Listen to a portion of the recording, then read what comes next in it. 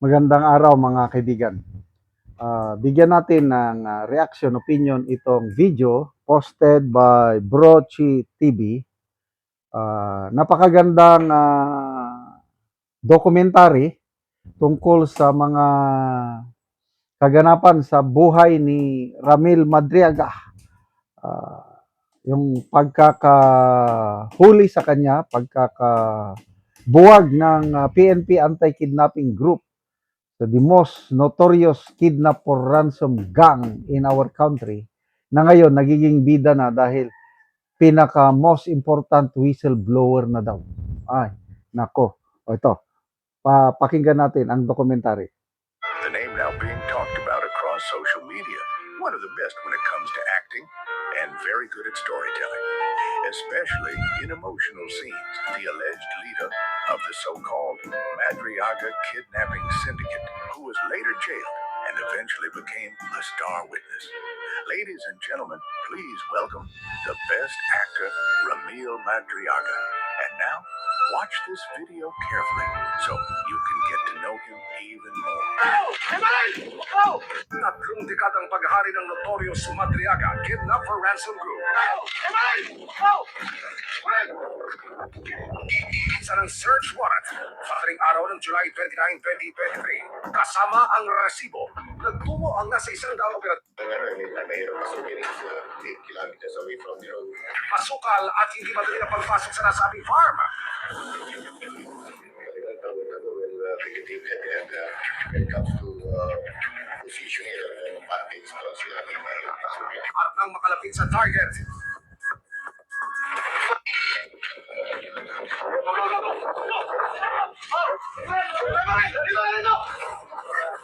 agad pinadapa ang gwardiya ng farm na nakilalang si Jonathan Arante. Nakuha kay Alan ang isang automatic rifle. Sa bahay,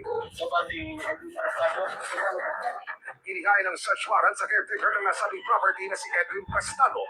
Meron kaming search warrant dapat sa iyo for violation ng Parisan 591 o pag-iingat ng mga hindi lisensyad ng baril. Matapos ay paliwanag ang pakay, nagkumpisa ng maggalugtong ang nagtuna pulis sa AKG, PBO ang isang silid.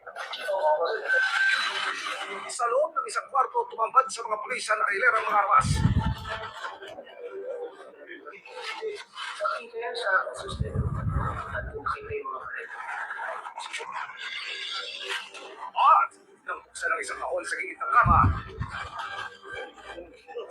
maging ang mga pulis napanganga sa kalidad ng mga baril na nakuha. Sila sa Washington, Revolution, School, and Sciences. Farm ba ito o armory? Tingnan na kami talaga.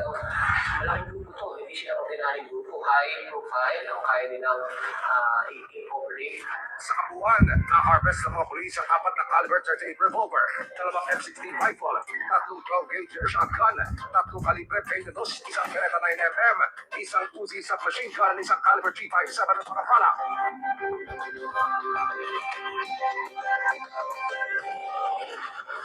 Kasalukuyang nakabihit sa Laguna Provincial Police Office sa mga nahuli na sina Alan Laurenciano Guevara, Edwin Prestado at Jonathan Arante. Na samantala, sinubukan ng aming team na hingarang panig si Ramil Madriaga, hinggil sa mga nakumpiskang baril sa kanilang farm, pero tuloy siya magbigay ng pahayag. Sa pagkakanakip ng Madriaga Kidnap Ransom Group at pagkakakumpiska ng kanilang mga armas, hindi na nabulutan ng dinig ang ilang naging biktima. Tatra, tanangulong, lagyan ng batay, ili anak ko, di nalagaan kasi, di marunong, di marunong. Talagang kinagagalak namin at nagpapasalamatan na ng AKG. Umaasa silang itula ang umpisa ng katapusan ng halos 3 dekadang paghahari ng notorious Madriaga Kidnap for Ransom Group. Ladies and gentlemen, Yan ha. ABS-CBN News yan ha. Silang gumawa, 3 dekada naghari ang Madriaga Kidnap for Ransom Group at itinuturing ng PNP noong 2023 na isang milestone accomplishment ng Marcos Jr. administration ang pagkakadakip kay Madriaga, pagkakabuwag sa kanyang notorious Kidnap for Ransom Group. Anong nangyari? Ngayon, from top 5 most wanted criminal, naging star witness. Ang galing, ano?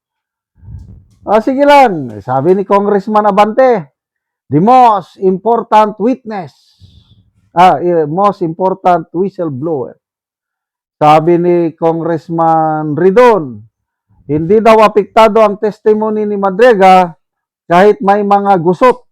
Anong mga gusot? Example, yung painting ni Madam Tanya Gaisano Lee. Baliwala daw yun. Ano pang mga gusot? Ang daming gusot eh. Yung checking ipresenta niya, okay lang daw yun. Kaya sabi ni Professor Malotikia, bahalang may mga inconsistencies sa testimony ni Madriaga, basta lang mailabas nila yung narrative. Marinig ng taong bayan na ganito ang inyong Vice President. Yan, bagman niya, Ramil Madriaga. Paano naging bagman ng Vice Presidente ang Ramil Madriaga na hindi naman niya kakilala? So, I don't know how will I describe, kung sino man ang namili kay Madriaga na siya ang gagamitin para star witness kay BP Sara, pasalamatan natin siya dahil they are digging their own political grave. Dahil kung matuloy ang impeachment trial at ihaharap nila si Madriaga sa witness stand laban kay BP Sara sa impeachment trial sa Senado, nako, diyan na tayo magpiesta. Yan na yung bloodbath dahil i-cross-examine siya ng mga batikang abogado ni BP Sara, i-cross-examine siya ng mga matatalinong senator judges, at aywan ko na lang kung anong mangyari. Baka mapakudkod sa ulo ang director, ang scriptwriter na saan kami nagkamali? Bakit itong si Madriaga ang napili? Salamat mga kaibigan sa inyong pagsubaybay sa ating channel. Nakakatulong kayo ng malaki sa tribong Talanding ng Bukidnon dahil ang sweldo natin sa channel na ito is pantulong sa tribo. Namimigay tayo ng libreng yero at pako para makapagpatayo sila ng mas maayos na tirahan. Panoorin nyo ang video na ito. Muna ni ang natagaan og sen. Salamat po kayo sa aning nga taga-aning sin kay ay Nakatop na ka.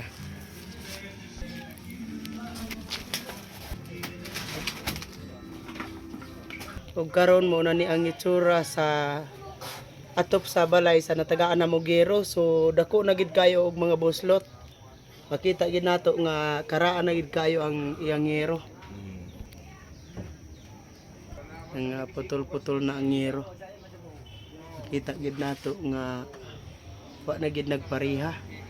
So muna ni ang ilang pagpuyo sa ilang kahimtang sa ilang abuhan ng gani, ilang kusina. Muna ni ang ilang kahimtang, kayo yan natuksa. ilang tuluganan.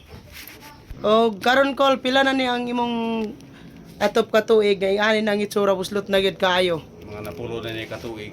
Napulo na katuig. So nga naman kol sa kadugayon na napulo na katuig ang imong balay nga buslot na gid kaayo, ang atop wala gid ka nakapuli og atop. Tungod sa karisod manggod kay nakoy kwarta nga makita. Igara po nako i-print sa among mga konsumo, mga kalimito namo sa balay mo ra gyud. Hindi na ko magauto pagka palit din na mga ni mo man akong balay. So naa ka estudyante kol wala. Na Pila ka buok imong estudyante? duwa na college ang isa. Ah, High school. college ug high school. So kuan dito ra gid makuan ang imong kwarta po sa ila. So unsa imong trabaho kol? Farmer raman. Mag-uuma lang gyapon. So igo ra gyapon ang imong income. Iyo ra gyapon. Mm. Mas ginaw sa tabangan ko sa sin. Oo. Salamat. kayo. Salamat kayo ko. Tungod sa kadugayon na natabangan gid ko. Sige, sige. Pangandoy ra gyud ako akong gipangandoy. Mm. Matabangan ra gyud ko aron mamalagyan ni akong walay mato.